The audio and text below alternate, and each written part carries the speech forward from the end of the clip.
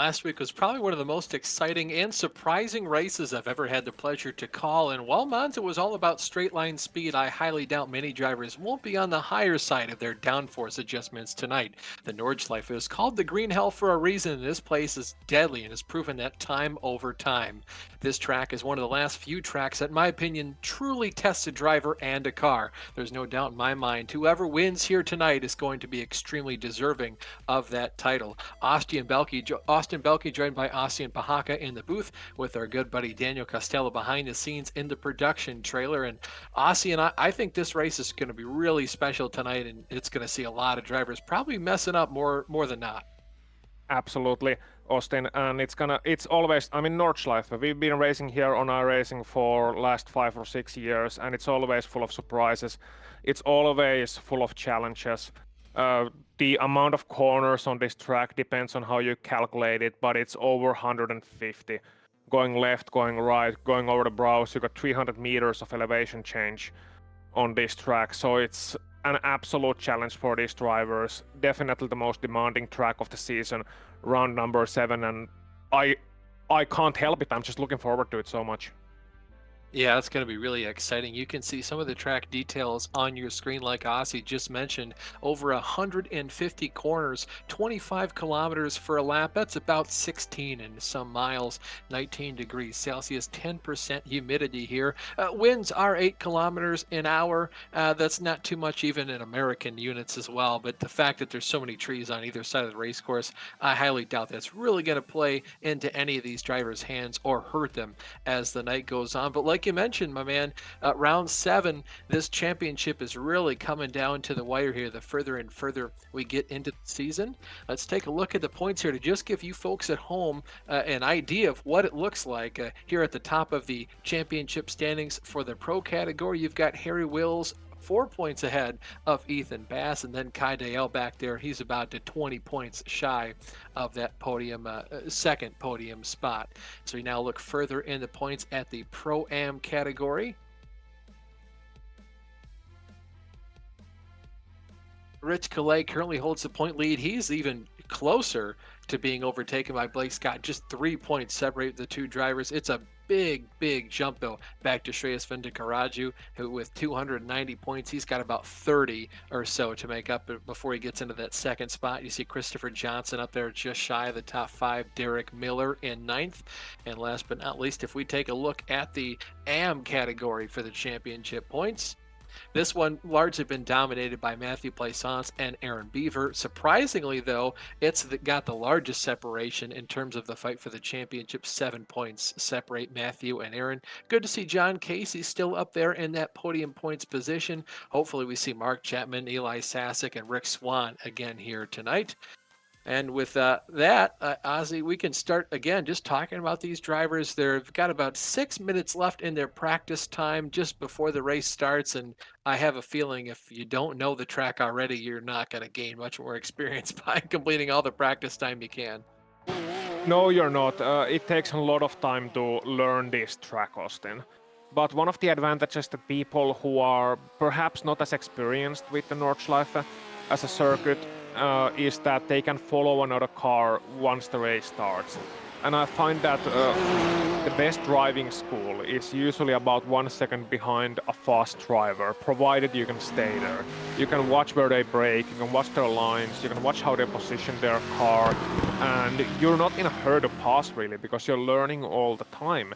It's so much easier to learn driving behind another driver than it is to learn all by yourself, because you got so much better reference points, and you have that extra concentration that comes in a race situation. Now the downside is that you can push yourself maybe a little bit too hard in such a situation too. But here we see Braden Milling, and he's driving that Ford GD. We've seen a lot of Ford GDs, and that's a really big surprise for me, Austin. But it seems to be popular here on the other side of the pond. Yeah, we've been talking about that pretty much all season long. You see Braden here, he's driving that Ford GT. I believe Ethan Bass does as well. And it's strange to me that these cars perform so well in this championship, given that everybody always says that it's the slowest GT car money can buy. Frankly, everybody says to not even waste your money on buying it because it's just such an old car. But you have to think, though, it's still a GT3 spec machine. So, by the laws of this being a homologated class, an older car can be just as fast as a brand new car like this BMW. And of course, I have to imagine in a couple months or so, we should get that brand new Ferrari GT3 race car as well. And I'll be looking forward to that one. The current Ferrari is probably the fastest GT3 car, or at least used to be the fastest GT3 car on a straight line, simply because it's got tremendous torque.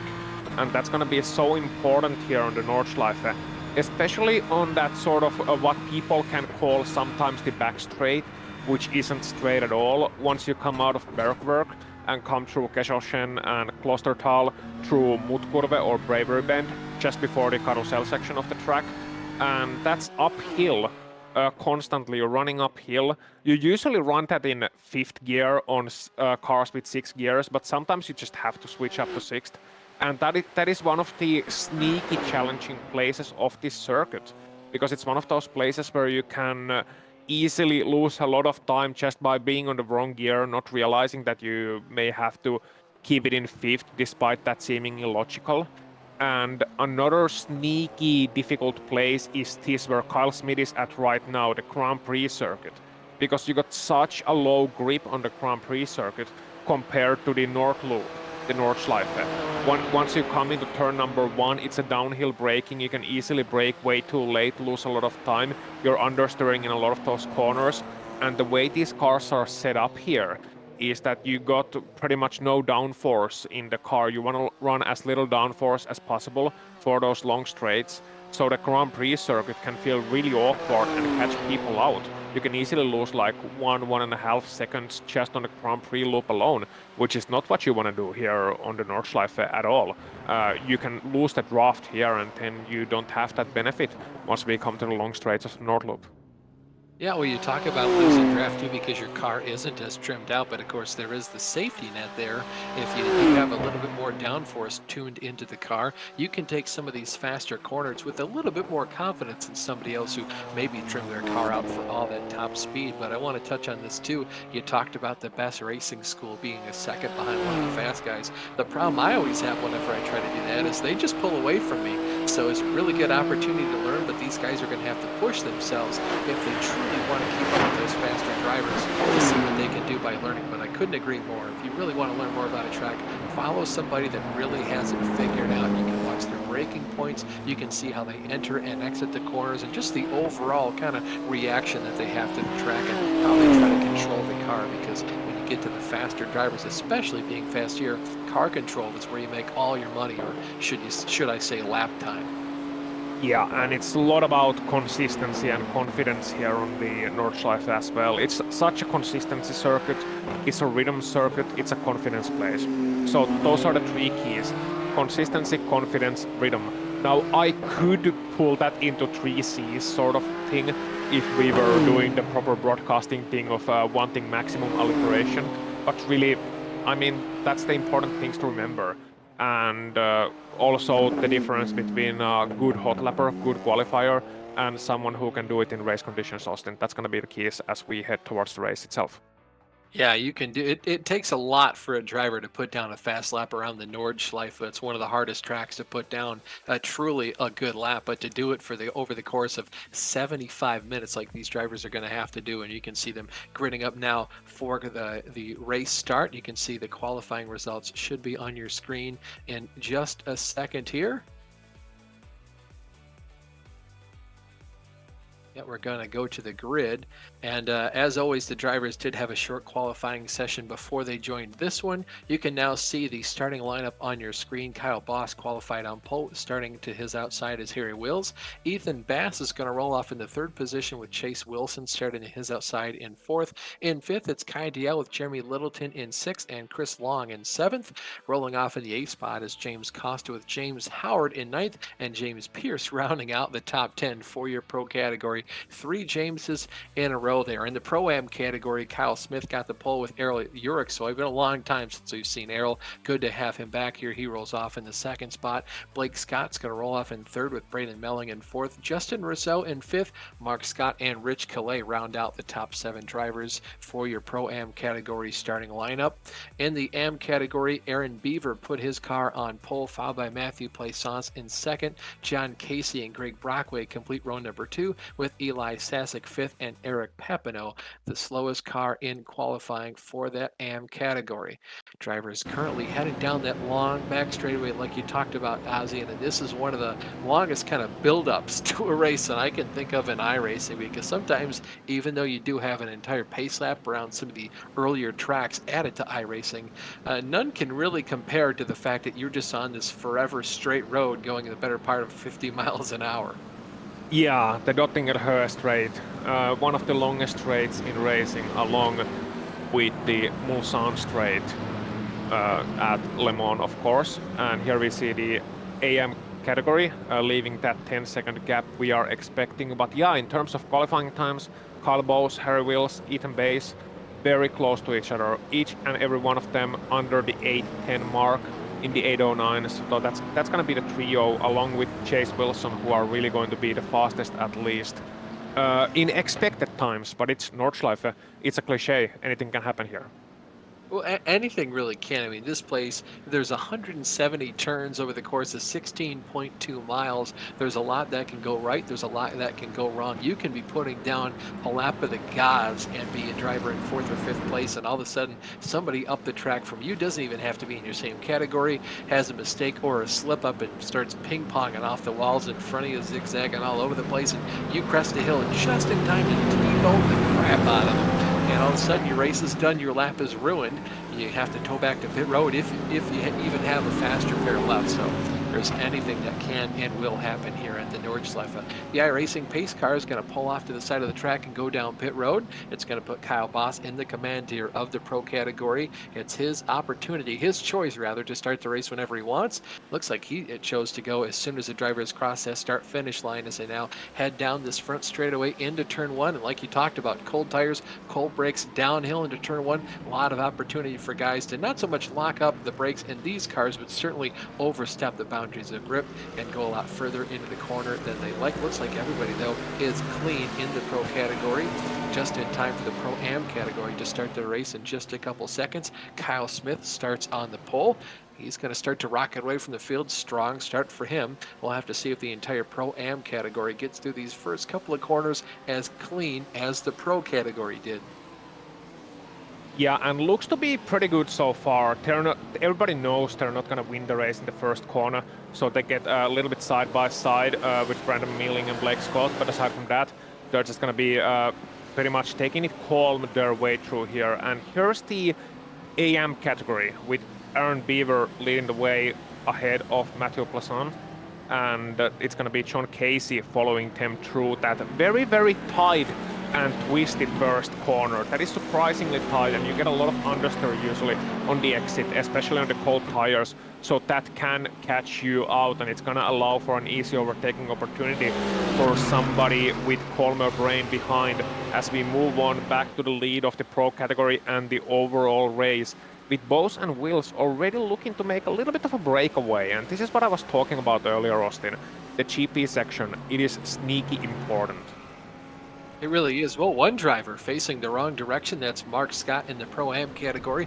Looks like he's going to get that car righted just before the Am category can catch up to him. And it's crazy to me that just after the Am category had started their race, that the pros were already making their way onto the Nordschleife. And this is them in that section of the Nordschleife. Large field in the pro category here tonight, the largest we've seen in quite a long. Whoa, one driver that's facing the wrong direction. I think that was James Howard. Yeah, Jeremy Littleton, 31, number 31 there, going hard into the wall at the opening section of the North Loop, and is able to get it back going, but that car has to be in a dire shape right now, and that's not what you want to do on lap number 1. No, certainly not. You've got the better part of, what would you say, maybe 20 more laps before this race is over, and I'm sure that car, I'd be awfully surprised if that he didn't have a meatball right now. I would have to assume that that car is crab walking. I can look over, and yeah, he's already got a meatball, so it's a, and he has already towed road as well. So here is the replay of what happened to Mark Scott, and he's catching just a little bit too much curb on the Michael Schumacher S, the SS section of the Grand Prix section, and that's gonna catch you out so quickly. When the car bounces back on track, you're understeering, then you're trying to compensate on cold tires, and yeah, you're always gonna go out. But the good thing there is that there is no damage to Mark Scott. The only damage is to his ego and maybe a little bit to his tires, and he can get back going once again. Yeah, as you can see, this heated battle here between Kai DL and Ethan Pass. Ethan is the one in that purple Ford just up the road. Kai's the one in the Lamborghini, and Kai's in that special spot that we like to talk about too. He's kind of got a double-edged sword. He's trying to pass the car and trying to make sure he doesn't get passed by Mr. Wilson just behind him in that white BMW. Lots of BMWs in the field here today. Back further in the field overall in the Pro-Am category, this is Blake Scott. You can see he's that BMW in between this Ford GT and Ferrari sandwich. Yep, and that's funny thing. Actually, you should mention Ford GT and Ferrari sandwich. I have a little bit of a disagreement there. I think it's a BMW sandwich because sandwich is named after what's inside the buns, no? You know what? That's a fantastic point. I'm glad you brought that up. I'll have to use that from now on. That's a great point. Blake Scott, of course, still between those two drivers. Thankfully for him, you can see the car just behind has fallen a little bit back. That's Justin Rousseau there in that Ferrari, so now he can fully just focus his eyes out the windshield. And to be honest, Ossian, I'd be surprised if any of these guys were really looking up in their rearview mirror all too often in a track like this where the corners, I mean, they really just come at you one after another, and you don't really have an opportunity to take a deep breath until you go down, you know, that backstretch in the middle of the track, and then that super long backstretch before you get to the start-finish line. Yeah, and this is the first backstretch you were talking about right now, exiting Bergwerk, the old mine, the old mining works, the corner named after that, and you're gonna be running uphill most of the time, all the way through these fast bends, and this is where you can really make a difference. You can make a brave overtaking move into Mutkurve, for example, where you come into right now. Swallow left-hander and then this fast left-hander as we get a replay coming up, and I think this is going to be the Mark Scott situation. Yeah, so he's just turning left and the car just wouldn't stop turning. It's a really awkward situation. The car just wouldn't stop turning. He already had difficulty in the Grand Prix section, and this is even more difficult times for Mark Scott, and that just looks like Porsche problems to me, Austin. Yeah, it certainly does. I feel like he doesn't have quite enough downforce tuned into the rear wing of that Porsche, and that's why you kind of saw that rear end of the car overstep and pass the front end there, and that's why he kind of just went careening off into the wall. Luckily, though, for him, he was able to get off the racing surface before the rest of the AM category made their way by. Speaking of the AM category, you've got Eli Sasek all over the rear end here of Matthew Plaisance, thinking about making a move there up the inside, and that's the next question for you, Asin. You talked about maybe making a late braking move into this corner that they're fastly approaching here, but this track is so severely limited to a single racing line, it's really difficult to pass somebody unless they're kind of going to let you by. Yeah, and that's what you can do on the uphill, is that it's not as much a late braking move as it is getting alongside before the small tap of the brakes to the left. And if you can move your car to the inside, if you can force the other car off the line and just force yourself alongside, somebody's usually gonna have to give up. I've seen it in open wheelers where you go side by side through the Mutkurve. I haven't seen it really on GT cars, and there's a good reason why you don't do it in GT cars, and it's because it's pretty much a suicide. As Eli Sesak shows that he's really just in a bit of a dark room. Put some lights on, man. Ah, dude, that's called immersion. It's dark inside the cockpits of these race cars. Looking here at Chase Wilson, you can see there was a slight mix-up here in the top podium position, top 5 really, in the pro category. Ethan Bass is in pit road. See if Daniel has a replay for us. You're going to see that purple Ford GT we were just talking about. Odds are go careening off the track and into the wall because he has already brought that car down on the pit road. And you can tell when somebody tows that fast, their car is definitely broken. If I check the entries list here, we should see, yeah, a couple meatballs. Ethan Pass, Eric Papineau, Jimmy Littleton has had one for a while. John Casey got one as well since the last time we talked about him. Yep. Here's the replay. Yep, and this is one of the sneaky difficult places. So he's been to the wall already. You can see the car missing its rear wing, and then it's spun out again, realizes the car is pretty much undrivable, gonna take a tow back to the pit lane. And he was in the wall earlier on the fast downhill left-hander, left-right chicane, just after Hedvigshöhe, the highest point of the track. Oh, looks like we can have a look at that one too. Walk me through this one, Ozzy. Yeah, so he cuts the chicane too much on the inside, and that is a curb, one of the very few curbs you can cut here. But if you cut it too much, it's gonna bottom you out, and you're gonna be in the wall, and the wall is very close, and you're doing upwards of 100 miles an hour at that point. So he's just into the wall, and after that, the car is undrivable, and as a result of that, Ethan Bass is in the pit lane with that Ford GT, that beautiful purple Ford GT. I always like a purple car. Oh, 3 wide here for this battle in the AM category. That is Matthew Plaisance, Eli Sasek, and Aaron Beaver. This is for the overall lead in the AM category. This is just before they're going to crest that backstretch straightaway hill. Looks like for right now, Aaron Beaver is going to be the big loser. For right now in this battle, Eli Sasek taking the lead. They're all going to get single file before they get to this late chicane here towards the end of the lap. And we'll see if Aaron Beaver can put a move here on Matthew Plaisance. I will say, though, Ossian, the one place I'm pretty confident, at least maybe an overtake occurring, is that area late braking move into turn 1 because it's such a long braking zone. I feel like you can easily kind of just barely outbrake the guy to next to you and maybe get it to the inside, although it is a cutback corner, so as soon as you get done turning right, you're turning back to the left. Yeah, and the track dips surprisingly much on the apex of the first corner. You don't maybe see it so well on cameras, but you can actually feel it in the cockpit of the car. The track is just dipping away from you, and that is a significant grip change.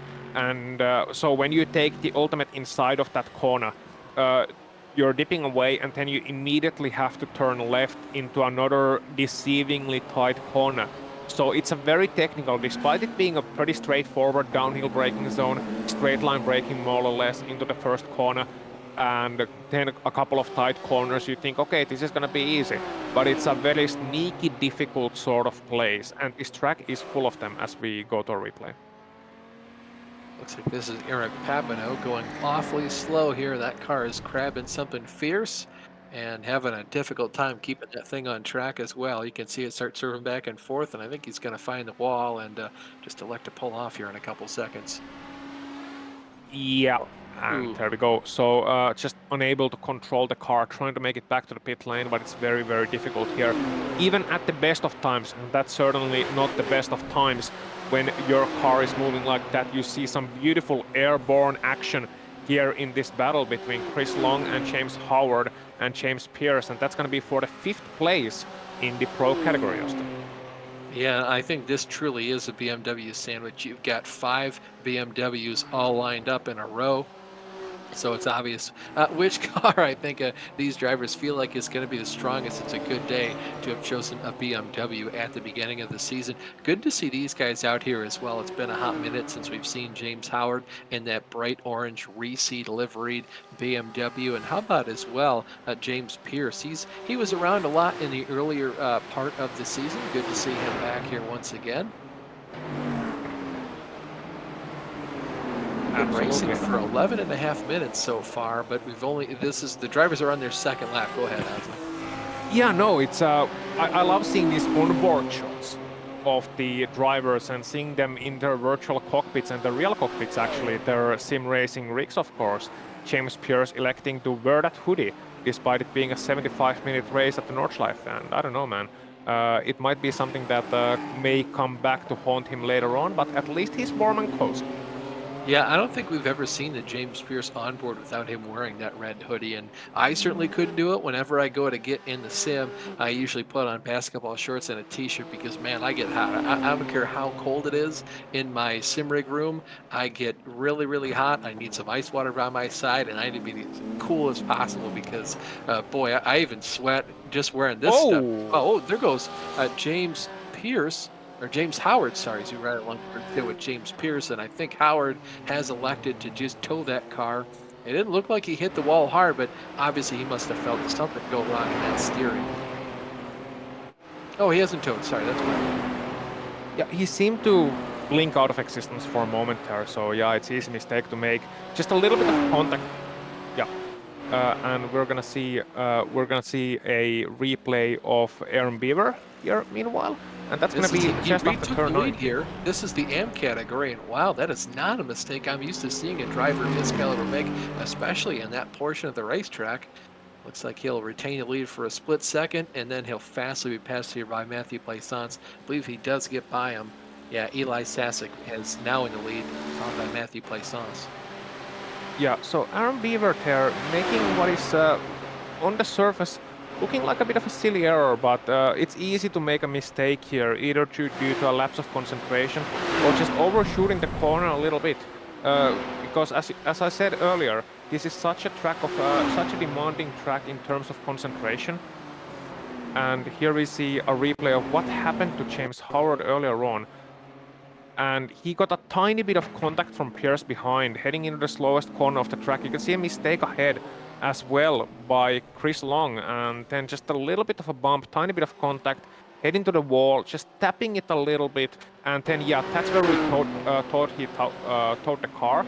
Turns out, just blinking out of existence for a moment, he's right back there, a couple of seconds behind the group, but at least he has some motivation to get back into the group right now. Doesn't want to lose the duel between Jameses right now, and we've got 3 drivers named James back to back to back, from James Howard to James Pierce to James Costa.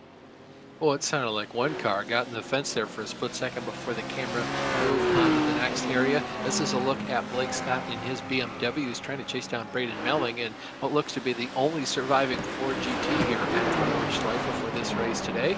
Blake's been having a good run here of recent. He's had a couple good finishes. Obviously, he's been doing pretty well these last couple races. He won at Zolder. He also grabbed a victory at Le Mans too, and then even in Daytona. He grabbed a victory there as well. So kind of surprising when you see him at least in 4th place overall, but so many things can happen and so many drivers like different tracks, and it's incredible just how versatile these guys need to be over the course of an entire season as he continues to try and scythe it up the inside one way or the other here on Braden Melling. Looks like he's going to get him. Yeah, and you could see Mealing just cutting to the inside curb a little bit too much. You don't want to do that with most of the curbs here. It's just going to make you slower. But a little bit of an error in driving line as they come over the top of the hill through Ice Curve and then downhill to Flansgarten, where the cars are going to jump just a little bit. You can see the rear camera of Braden Mealing right now. He's trying to get away from Blake Scott, but they're only a couple of corners away right now in the Stefan Bell of SS from that long back straight, and that's when the draft is gonna pay benefits. But having said that, Blake Scott has gotten maybe a little bit lackadaisical here, Austin. He's losing a bit of time, and that draft is powerful, but it's not like you're gonna be able to draft him up to him from like 2 seconds away. Oh, and just as I said that, a little bit of a mistake from Mealing as we got cut back, and here you see Braden Mealing just in the mini carousel going a little bit wide. Such an easy mistake to make, and he lost time. Now the good thing is he still got draft to Rich Kelly. Yeah, well, let's talk too about that midi carousel that you mentioned. It's a very deceiving corner because if you get right there on the apex down on that racing line, there's a lot of banking right there, and the car can really do a good job to hook into that and get a good run through, and especially off the corner. But if you miss it by, let's just say, a foot, all of a sudden the left side tires are on the banking, but the right side, it falls off that banking. So it's really easy to lose the car. As you see, we're going to go to a replay here in just a second. These guys continue to battle. We'll see here if Melling can make this overtake here on Rich Calais. Always nice to see Rich's brightly colored Lamborghini. Ooh, he never want to go too wide into their area, but boy, it looks like the bravery is going to pay off for it. Nice move. This is a replay here of what happened. This is Chris Long. That's the black Lamborghini of him. He just went that's really wide there. That is a mistake you don't often see these drivers making. And oh, there goes James Howard, I believe, just behind him. Oh, what a save. Whoa. Jeez, that was incredible. He went full rally style, and that corner is just before the mini carousel. It's called Schalbenswand, which means swallow's tail in English, as Chris Ooh. Long picked up damage and just is gonna be in the wall that car is grabbing. It is such an easy place to make a mistake in. I feel like I say that about every corner around here. But really, you got a fast right-hander, you have to commit to the right-hander, then you have to crash down the gearbox, quick braking into the left-hander, which has absolutely no grip. It's banked away from you just a little bit. And it's such an understeery place. And once you get too much over the curb on the right, the car's gonna bottom out, which is what we call Tony Gardner skateboarding after one of the staff at iRacing, going over the curb. So yeah, you're gonna just slide wide and hit the wall, and that's gonna be it. And I've seen so many mistakes in that corner.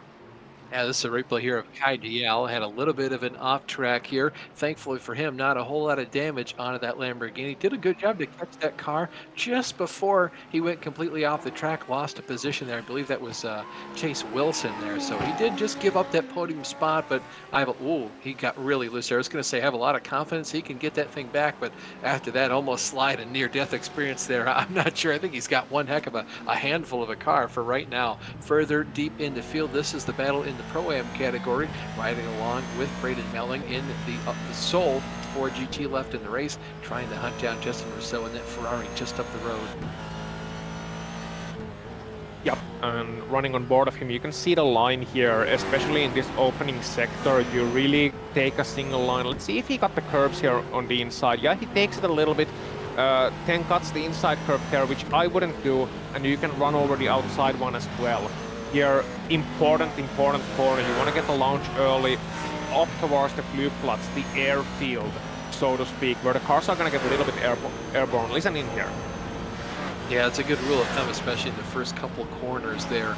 It really stops after those ones, but you can cut the right-handers, but you better not cut the left-handers because they'll just shoot you further off the track. And more than likely, if you don't just go in the grass, you're probably going to find yourself in the wall with some steering damage. And that is nothing to trifle with when you still got about 15 miles of a lap to go, especially when you have damage that early on. That's why you see so many drivers just electing to tow the car. And this corner especially super tricky as well, Ozzy, because it's really deceiving just how hard you need to brake and slow down for this corner. It catches a lot of guys out. Yeah, you come through the Schwedenkreuz, which is the Swedish cross, towards the Arenberg corner, one of the more famous corners here, actually. And you got a very, very fast left-hander that is barely flat out at the best of circumstances. It's really one of those commitment corners. And then the tarmac changes just as you come to the braking zone. So there's a little bit of a change in tarmac, and as a result of that, there's a bit of a change in grip.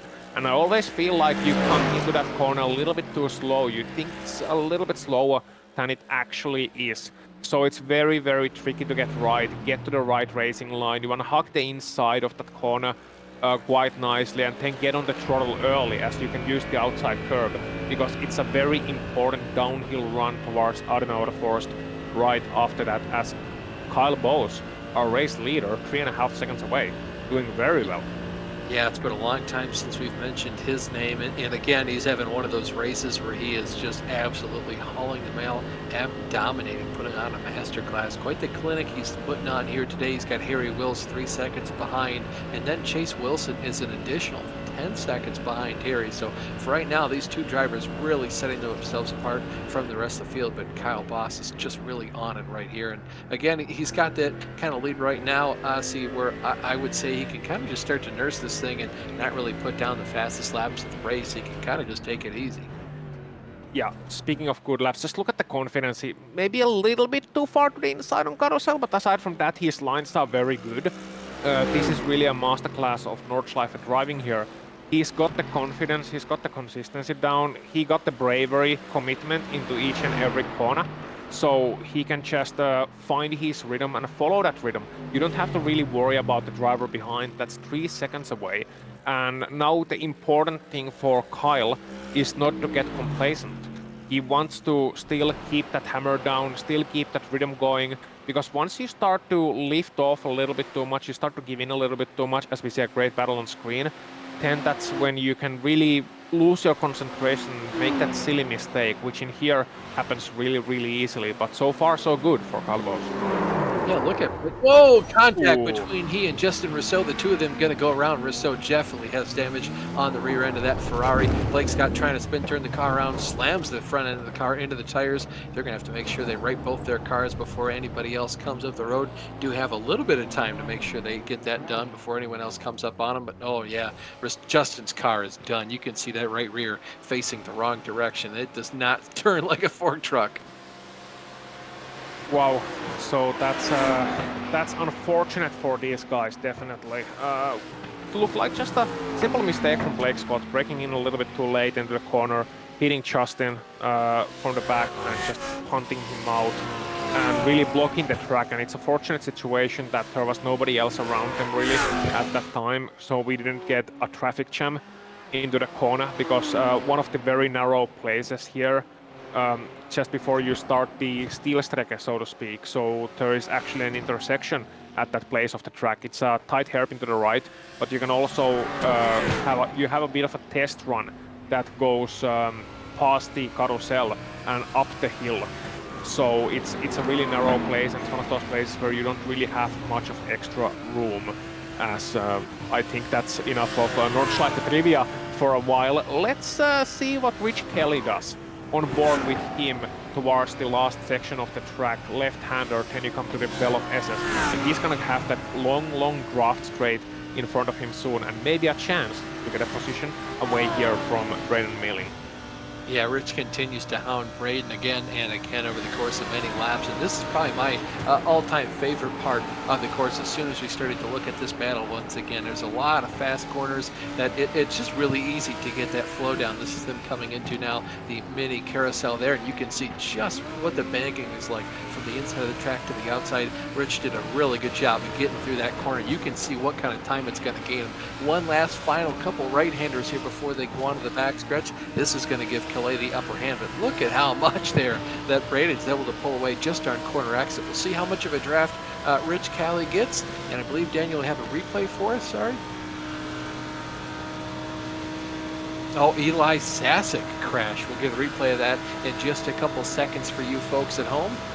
He's currently being scored third place overall in the AM category. We'll have to see if he drops further. Greg Brockway looks to still be on track at the moment. So we continue to ride along board here with Rich Calais in his brightly colored Lamborghini, trying to see if he can't peel away that last podium position in the Pro-Am category from Braden Melling.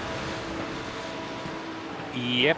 So Rich Kelly really putting the chase on and trying his best in that very brightly colored Lamborghini. You know what? I know the cars in Miami Vice are usually white, but the aesthetic here is really 80s Miami, Florida kind of thing, where you got pink and you got cyan, you got the classic vaporwave colors going on here, you got a Lambo underneath you. Life's smiling, man. You just need some Ray-Bans and gaudy tropical t-shirt, one of those sticky t-shirts, and you're on, boy. Yeah, you know, you could do that. You could also go with just a white-on-white suit with maybe a pink shirt underneath, very Miami Vice style. Here is the replay of Eli Sasek. Just now he's currently scored in the fourth position. You can see this is his Twisted Racing Lamborghini. Oh yeah, all sorts of out of shape. You can see he crossed that hill and that car was not going the direction he wanted to, and that's probably at the point he knew he messed up something fierce. Yeah, so he cut the inside curb at Flansgarten 2, which is also known as the Stefan Bell of SS. Well, the Bell of SS are actually this part here. But yeah, Flansgarten 2, you come over the hill, the car's getting a little bit airborne, and he cut the curb on the inside. Now, do not cut the curb on the inside there. That's what's gonna happen. The car is never gonna be planted, especially once you get like, you're already losing the grip because you're coming over the brow of a hill. And then additionally, you're gonna hit a curb, and that wheel's gonna have to stay completely straight, but even then that might not save you. So Eli really making what is a bit of a concentration lapse of an error. There is no real benefit of cutting the inside too much unless you're not too confident about the car turning in, and yeah, just a slight little error and the track bites back immediately. Boy, all that time watching the replay, and the two drivers we saw just coming out of the Nordschleife are just now getting back into it, having completed that Grand Prix circuit here at the Nurburgring.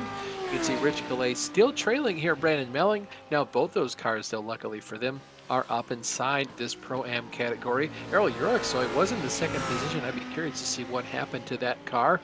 Good to see Errol back here again, one of the staples. He was always competitive back when I commentated this series in previous years. Good to see him back, but hate to see that accident for him. Put him from second into fourth. It looks like we have a replay for you folks. Yep, another look at the same incident Eli says, and you can see really him cutting the inside curb tear, and that's always gonna upset the car. You land down, you don't really have the suspension is so stiff that it's just always gonna get out of shape, and no amount of ABS or traction control is gonna save you tear. And just really close. Yeah, Beaver was really close as well, completely unsighted coming over the hill, and thankfully Cezak was off the racing line. And here's Eli Sasek trying to bring this wounded BMW around. Extremely hard to do that. Pounds the inside fence there just for good measure and elects to tow that car. So we now transition back into this battle. This is for second place in the Pro-Am category. If you're wondering what it's like in the Pro category, Kyle Boss still has a 3-point-something lead over Harry Wills. Harry, though, has gotten an additional 3 seconds over Chase Wilson in the third spot with Kai DL, and fourth and James Pierce still trailing those 4 drivers in the 5th spot.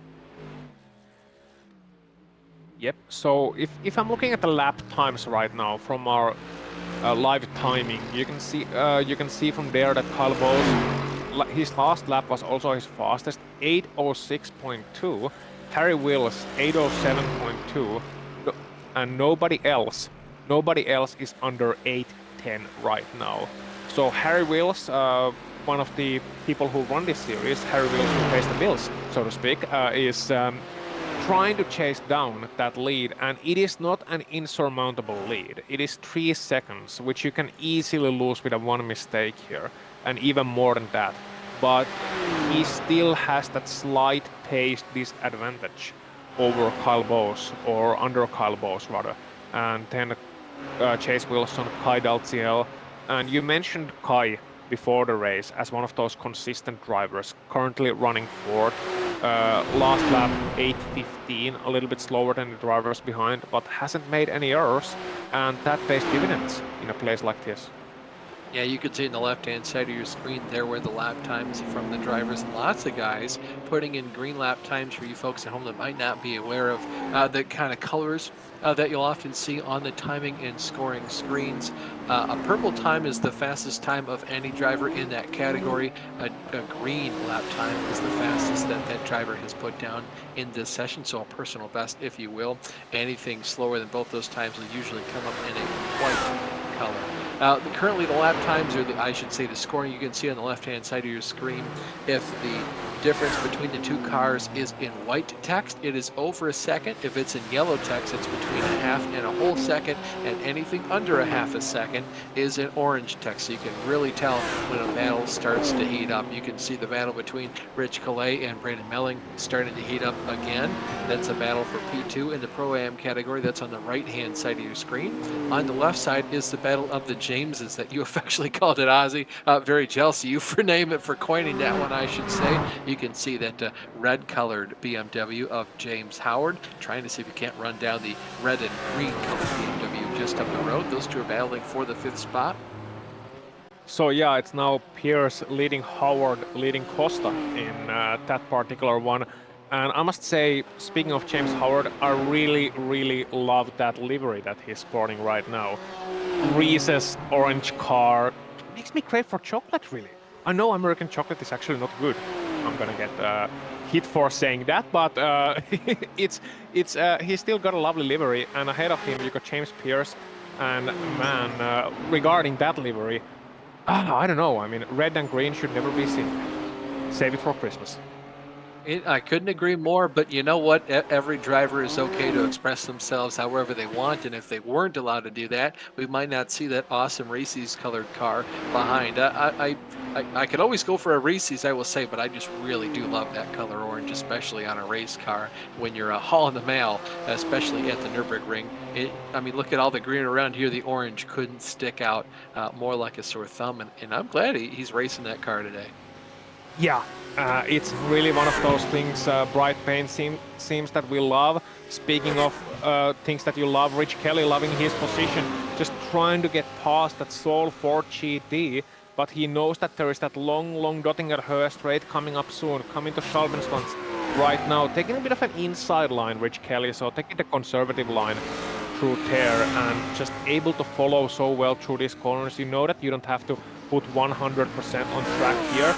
And just, you can see Mealing once again having a bit of difficulty with that mini carousel corner, just washing out a little bit early and losing time. And meanwhile, the leaders are coming into the pit lane for their sole fuel stop after 33 minutes of racing.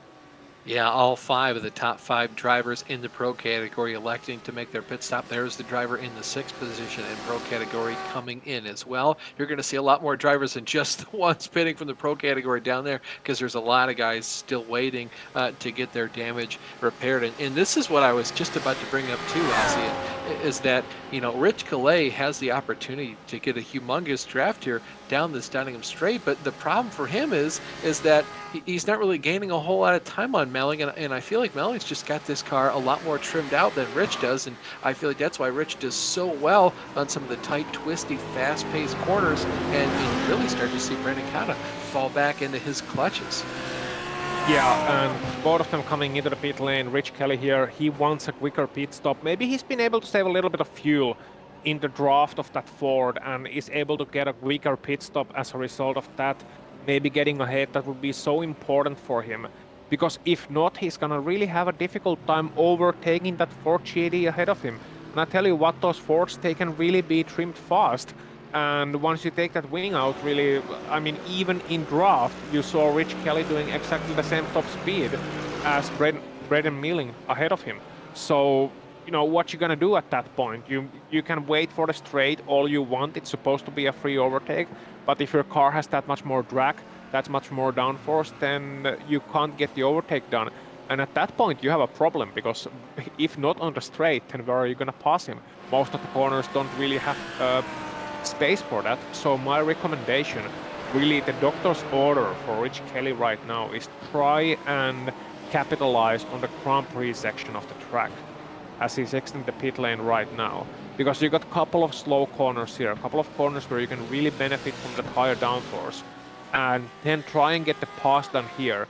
You got lots of fast corners on the first section of the racetrack, and the first part that Braden Mealing is really going to be able to use that low downforce of his, that top speed of his, is going to be on the run downhill towards the Swedish Cross and Arlenberg, and even 10, it's going to be a downhill run, so it's going to mitigate some of that disadvantage that Rich Kelly has in terms of top speed.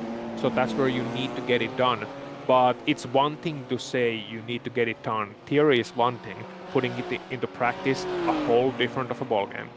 Yeah, it certainly is. And I was going to say, too, if you're Rich Calais right now, you might just want to underfuel that car. Maybe you were able to save a little bit of fuel before you made your pit stop. Maybe you can bank on saving a little bit of fuel even after, just to help propel you out the pits to maybe 1 or 2 seconds sooner than Braden Melling. Maybe you might be able to get that 3rd position and just drive away from him. Worry about the fact you're a little bit lighter on fuel later into the race. Whoa, big there moment for James Howard. As you see a replay, this is Eric Papineau. This is that white-colored Porsche you saw leaving pit road just as all the leaders are making their pit stop. Slams the wall on the left-hand side of that car.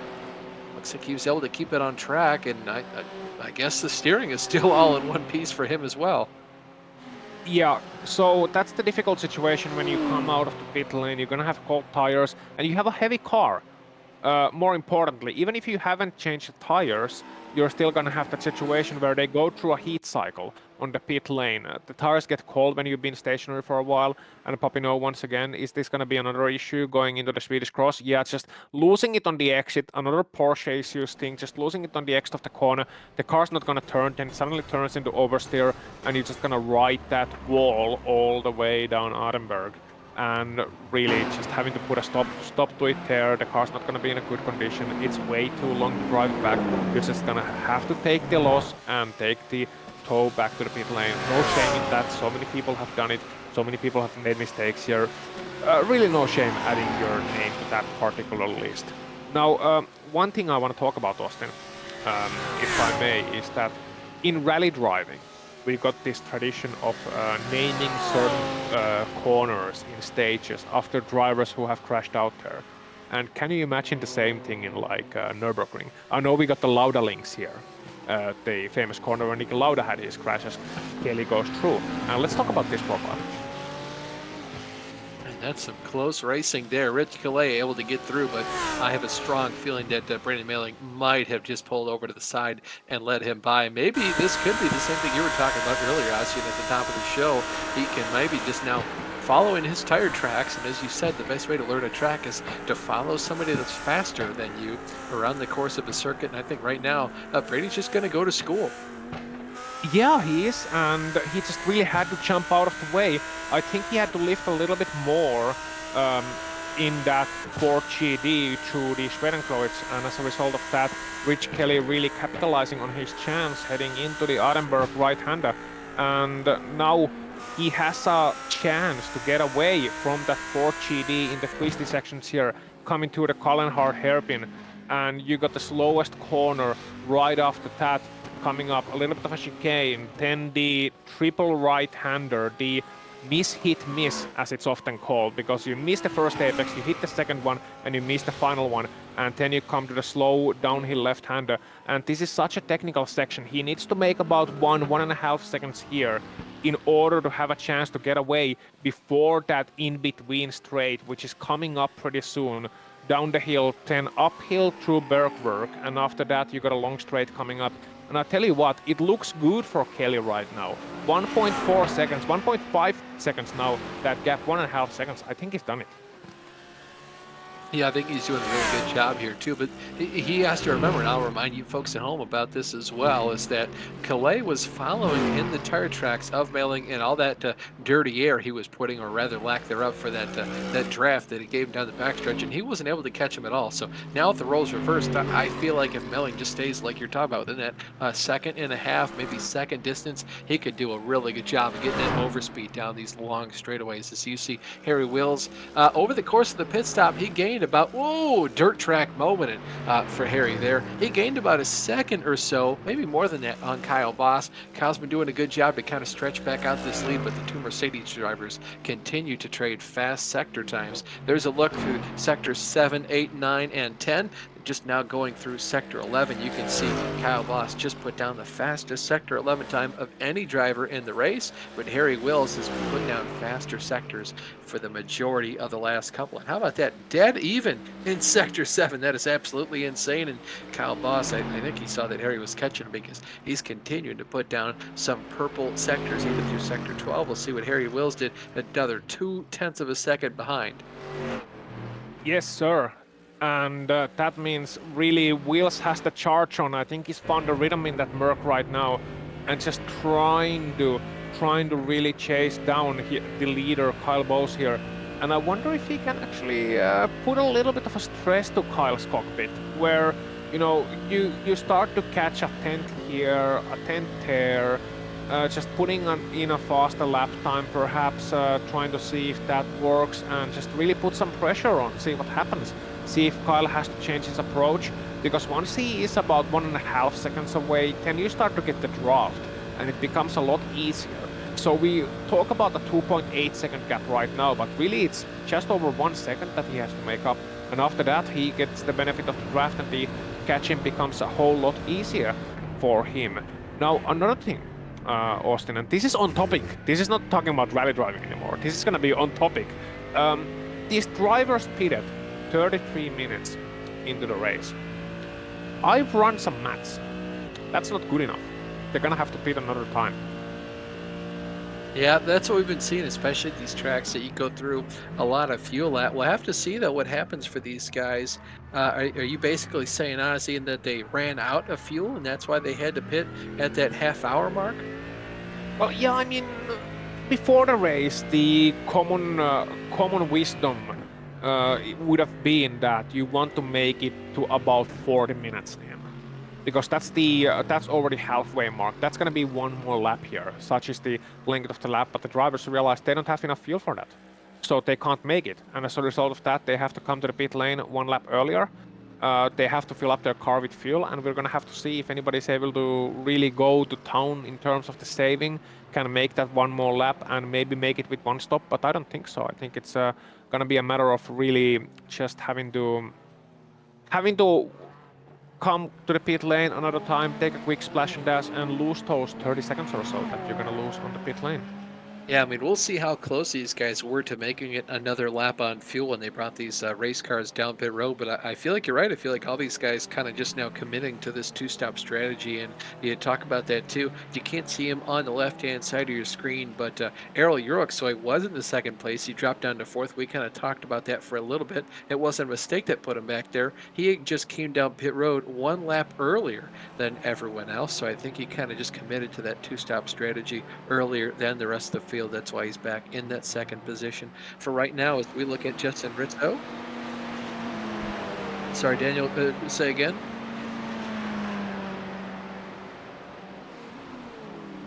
Oh, okay, so he just came out, Justin Rizzo came out of the pits after about 19 and a half minutes in there, so there's a reason he is so far down from the rest of the field, and he was the driver that, again, was spun out by, I believe, Mark Scott. Yeah, I think that was the case. That black BMW with the bright yellow highlights on it. They spun out just before the carousel. Yeah, Mark Scott or Blake Scott.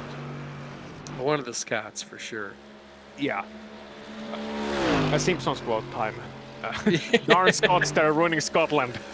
A classic Simpsons joke. Anytime you can put in a joke or a quote from the Simpsons, I am all about it. Looks like it was Blake Scott, Daniel's reminding us. And if Daniel says something, I'm going to believe he's right 10 out of 9 times, because he's got all the information in front of him. He's got quite the eagle eye. So we look here at Kyle Boss. He's really just kind of stagnated about 2.5 seconds up the road from Harry Wills. And I don't know if he's just better at the second half of the Nordschleife or what, but Harry's been slowly but surely kind of reeling him back in ever since we talked about how Kyle been putting down faster sector times. I think as soon as they cross the start-finish line, Harry's now put his car on attack mode as well.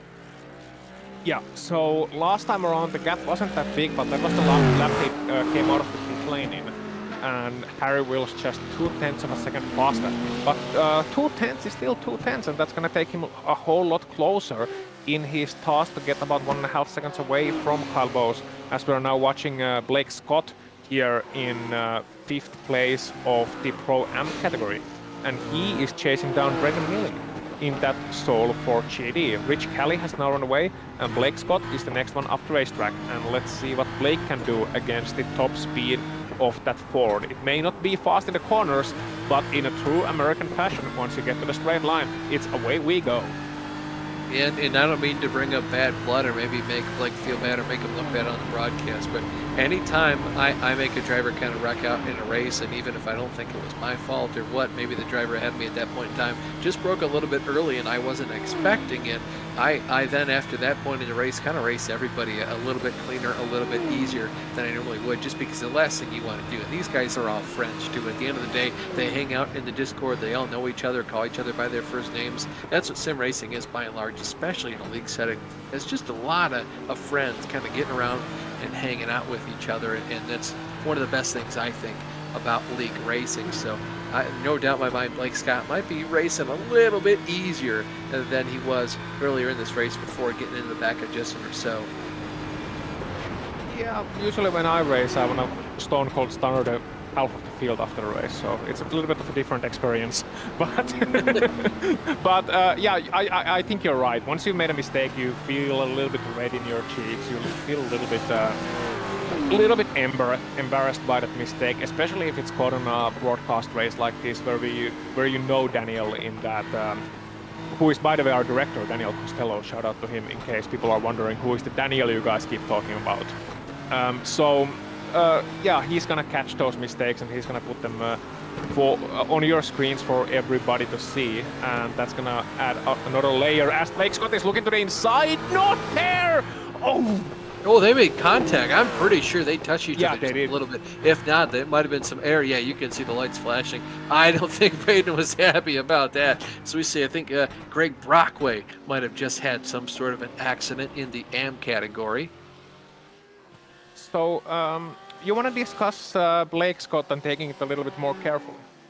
I mean, you know what? I guess I'll have to kind of rescind what I just said, make an on-air apology for what just happened there, because that is not a place I would figure he would overtake at, and maybe he figured that Braden was just going to kind of pull over and let him go the same way he let Rich do, but not quite what happened. So replay here of the good sportsmanship.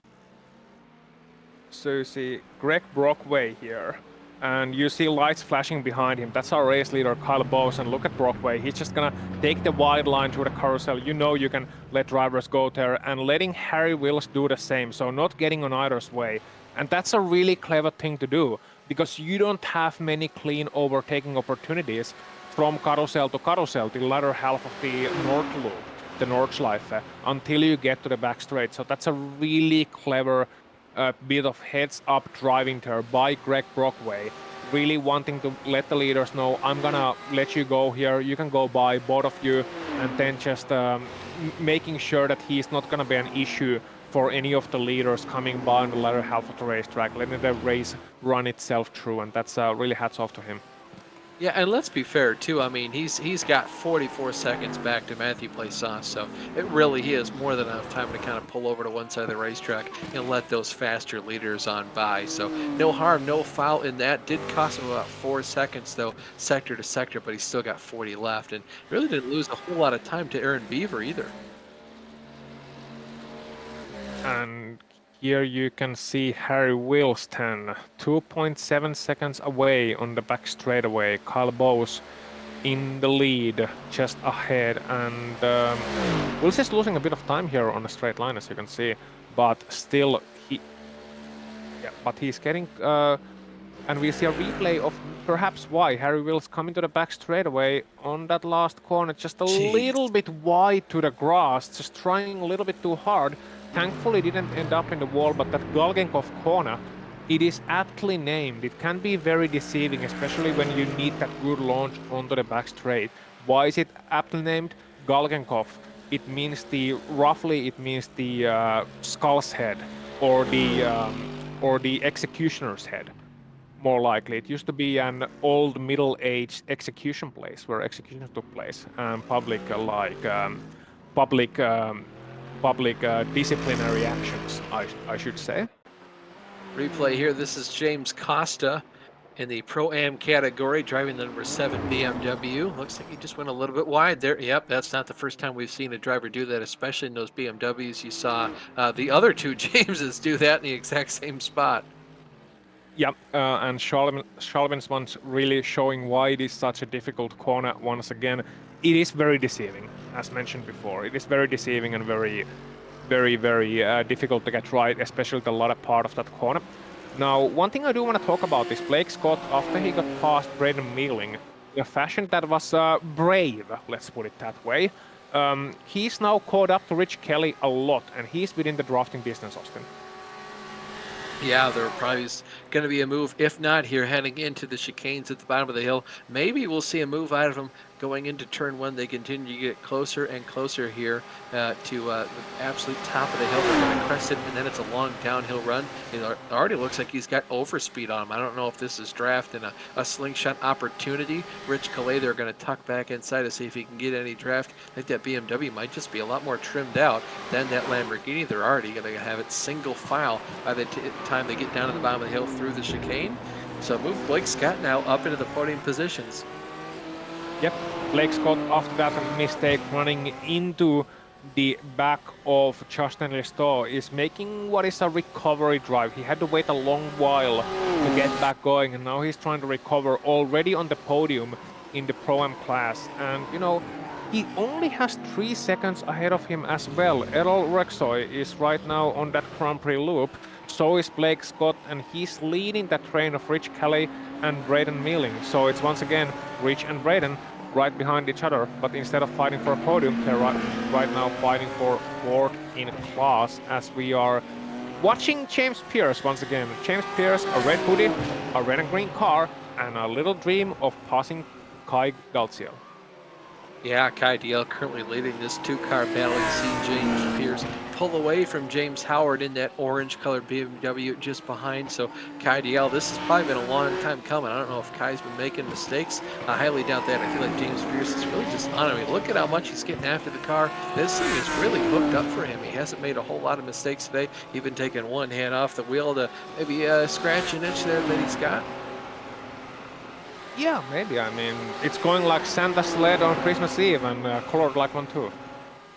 Yeah, he's really hauling the mail. You see him catching a little bit of air there over that hill just before that fast, fierce right-hander. He continues to follow Kai DL, and he's at the point right now, Ossian, where he's going to start to get some dirty air on the front of that car. And as we get further and further into the race, we're about 52 minutes into this 1 hour and 15-minute race. The tires start to go away. I guarantee at this point in the race, you want to have as much clean air on that car as possible. And it's also harder to judge where the apexes of these corners are. I mean, there's 170 turns here.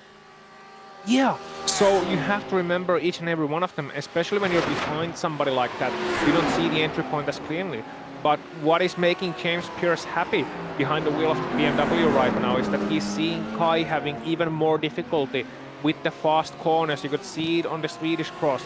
You could see it on the approach of Arnaud Prost as well. On the fast corners, he's understeering way more in front of James Pierce than James is.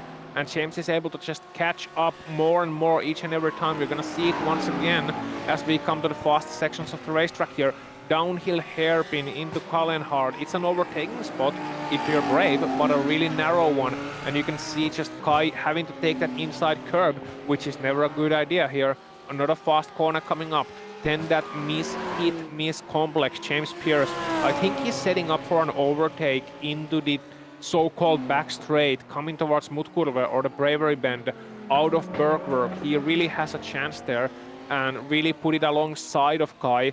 And I don't think Kai's gonna fight it too hard if James makes it alongside. They both know that it's done and dusted at that point. But let's see the exit here as they come to X-Mule now.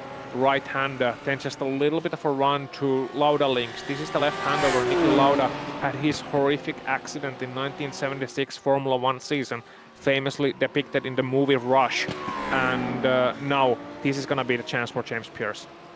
Yeah, I mean, look at how well that car is responding to every single input that James puts into the steering wheel. It does a phenomenal job of cutting through the corners and gaining a lot of time on Kai DL as soon as he wants it to do that. We'll see. It looks like he's trying to make it too wide here on this backstretch. Kai's doing a good job of also making that car wider than it should be at this point, quite frankly, in the race. James is going to get that car side by side, and this is not a place you want to go too wide at. This is what's called bravery corner, separates the men from the boys, gets a little bit loose there. Boy, he's laughing. He's having a good time. I would not be laughing about that incident if I were him.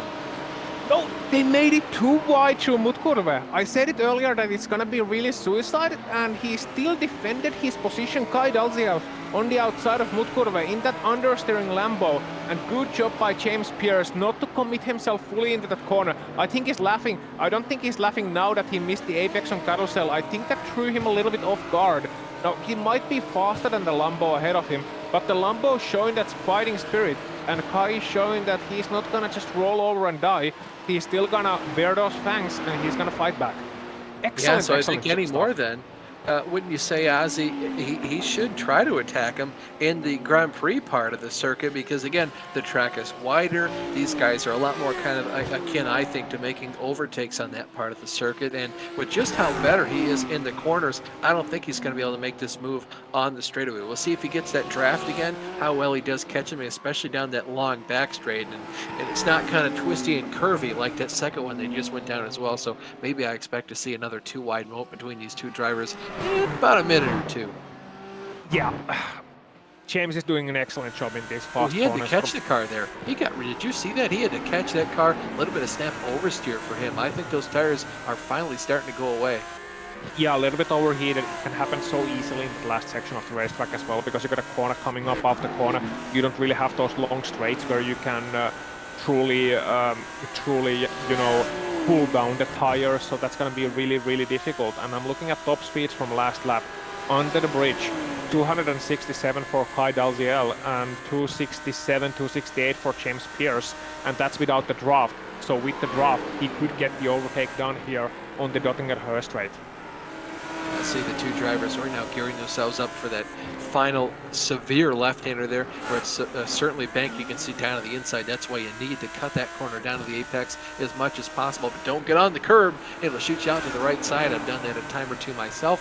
Find yourself in the wall with a car that's broke for sure. You got a meatball. We're going to see just how well here James Pierce can catch up with the car ahead. That's Kai TL in the Lamborghini as they now fire down this long back straightaway. This is them going up the hill. They're going to crest it just underneath another sign here at the very top, and then it's another downhill as they descend, excuse me, into the final chicane over the course of an entire lap. Yep, and you can see catching up is James Pierce going about 5 km an hour faster now, 3 miles an hour faster than Kai ahead of him, but not quite able to catch up to the end. We see the uphill SS, Tiergarten section of the track, and then just running to the chicane, braking into the chicane a little bit too short of a straight for James right now. Let's see if he can get something done in turn number 1. He is close enough to maybe send it down the inside, but look at Kai here. He's kind of riding the middle of the racetrack, you know, already blocking it just off. crashed out. He just slammed the wall, and he's brought that car down to pit road as well. Sorry to interrupt there, Ozzy. I heard a car wrecking in my sim. So that's Chase Wilson, car number 5 from the he's come to the pit lane as well. I tell you what, though, I feel like James Pierce just learned a lot about how much he is able to run down Kai DL if he has that draft. This is them in that part of the Grand Prix section of the course. I think if he's going to make an easy overtake happen in some set of corners, it's got to be on the Grand Prix circuit, just given by how wide it is and the fact that there is a little bit of room to catch the car if you do mess up. They're down there in the carousel part as just before they get ready to go up the Michael Schumacher S's. Here's a replay, though, in just a second. This is Brandon Melling in that Ford GT trying to see if he can't hunt back down Rich Calais, and just the same spot you were talking about earlier, Ozzy. You kind of cut that curb a little bit too much as you go over the hill, and really upsets the car. And you land, but it's more of a crash landing. Yeah, it's exactly the same mistake that we saw Eli make earlier. I think it was Eli who made that same mistake. I think so, yeah. Yeah, so just really, really, really unfortunate cutting to the inside. Here we see James Pierce coming to that last chicane of the Grand Prix loop. Now it is the original chicane of the Grand Prix loop, so it's a little bit more shallower. And they actually asked Michael Schumacher back in the 1990s how to redesign that last chicane, making it a little bit tighter. It was originally that faster chicane back when the Grand Prix loop was built in the 1980s, in 1984 to be exact. They went back to 1984, they rebuilt the Grand Prix track instead of the old Nordschleife, and they held an all-star race of sorts back with the Formula 1 drivers of the 10 current day racing touring cars, and Ayrton Senna, a Formula 1 rookie back then, won that race. But back to this battle for P number, what is now momentarily P number 3 in the Pro class, because Chase Wilson, he made the quick splash and dash pit stop and got it out of the way early. Well, you can see just how much the car gets up over the air, even into the air, as James Spears crests that fast corner just before that right-hander as they go up the hill. Another long straightaway. We'll see if he can make any move here into this fast right-hander on Kaidiel. I don't think he's quite close enough. I think he's going to have to wait either make something down the mid backstretch or the final backstretch on the way down to that chicane. Always thinking about it, dive down to the inside, thinks better of it, not quite able to get it done, but boy, he is really on the ragged edge. Yeah, and he's laughing. That door was absolutely slammed shut by Kaidiel here. And now James looking to the outside. You're not going to time to the outside to our forest. Going through the foxhole, and he's just not gonna stick it there. That's not gonna be wide enough, but fantastic racing. Kai makes a mistake. Kai went off the track just a little bit. He's gonna go for a lazy spin and off the track toward camera right. Yeah, that's gonna be his day, fighting for that last podium position. Pretty much done, and it'll be all for naught for a podium because Chase Wilson is gonna soon retake that spot after being one of the first drivers to pit. And it looks like DL is now gonna get passed by two Jameses, Pierce and Howard. Yeah, and tell you what, now that these two have been battling so hard, James Howard, he's been quietly gathering up the pace here. Last time around, 8:09.8. That's his fastest lap of the race in that Twisted Racing Reese's BMW, and that was about 2 seconds faster than James Pierce, 3 seconds faster than Kai. Now, of course, Kaidiel just went off, but James Howard has a real chance of suddenly catching up to the back of his fellow James, as we're watching Harry Wills in second place. Now, having lost a bit of time to race leader Kyle Bose once again. Yeah, the distance between both those cars at the moment, it's not coming up for me. I'm not sure why. But you saw that Porsche there spun around to the left of Harry as he went by him, and you could see it facing the wrong direction. I believe that was Eric Papineau. It's a white and black colored Porsche. This might play replay. Oh, this replay of Blake Scott here. This is through that fast chicane you were just talking about. Trying to head down to pit road, and that is not, you weren't supposed to do that. That's a big old cut, and I'm not sure if it was. Go ahead. Yeah, sorry to interrupt you there. That's what they do in real life at Nurburgring. You can pit from end of the Grand Prix loop, and I think he was forced to do that, maybe running out of fuel or something, maybe realizing he has to retire from the race, and rather than taking a toll, he's just come into the pit lane, and he's still sitting there, and that's why I think our director was confused for a moment, because the timing and scoring now put him momentarily in the lead, which he of course isn't in, but he cut the entire racetrack, and that was slightly confusing. Back to you. Well, so what happens then, Ossian? Does he have to give up like eight whole minutes or something while he's waiting on pit road, or how does that work out? Oh, you see one lap car going a little bit wide there for Harry Wills. Go ahead, buddy. Yeah, so big old penalty is what happens there. He got his lap scored, and I think he thought that he was gonna get, scored back into, just gonna have to do the Grand Prix loop once again, so back to the start of lap number 8. But the way timing and scoring on iRacing works is that once you cross that start-finish line, you're gonna start lap number 9. Now, you get a massive track cut penalty, and Blake's got changed his tires, and he's gonna have to wait for a long time back in the pit lane. And I don't think he has much of a chance to get back going in this race, looking at the 10 minutes remaining. Replay here on your screen. This is Eric Papineau. This is the incident I was just talking about. He's going to spin this car the wrong direction here. Oh, he just popped it over the curb a little bit. Really easy to do when you catch your car on the outside. Here comes Kyle Boss. And in about 3 seconds or so, you're going to see Harry Wills. Just right there he is in the second Mercedes. So, yeah, that was Eric Papineau in that Porsche facing the wrong direction as both the leaders in the pro category went on by. Yep, and now the two Jameses, Pierce and Howard, getting really close to each other there as we were watching Harry Wills and the leaders see if they come to the pit lane at the end of this lap, which is going to be really, really important for the complexion of this race in general. Going to be a short stop, but I think they're going to have to do some refueling here. Let's see what happens. Kyle Bose, of course, still leading the race. And he is currently, well, we don't have the exact gap, but he's about 5 seconds ahead of Harry Wills in second place. So after Harry went wide at the last corner, I think he had to back off the throttle a little bit, just taking it a little bit more careful, not wanting to throw the second place away. And the leaders are indeed pitting as we're watching the fight for third place. Yeah, and how about this too? For the moment, Blake Scott is your overall leader because he did kind of cut almost an entire lap, about 8 minutes a time. So he was being scored as the leader, and that is something I don't think has ever happened. I'm sure it might have happened all the seasons these guys have ran races. They race a lot, but I can't remember a time where a Pro-Am driver was beating a pro driver, not just at all for the overall race win or lead, but by about like 8 minutes or so. Granted, it was due to a little bit of cheekiness, cheating, but hey, stuff happens. We did say at the top of the broadcast, Ossian, anything can and will happen, and I certainly did not see something like this going on. Yeah, and whoa, Kyle Bowes really quickly away from the pit lane. Harry Wills is taking much longer here on his pit stop. He's gonna lose a lot of ground as we already see James Pierce and James Howard coming into the pits. What has Harry Wills done in that second place? Let me see the pit entry. Did he come in a little bit too fast? Maybe. Oh yeah, he came in way too fast.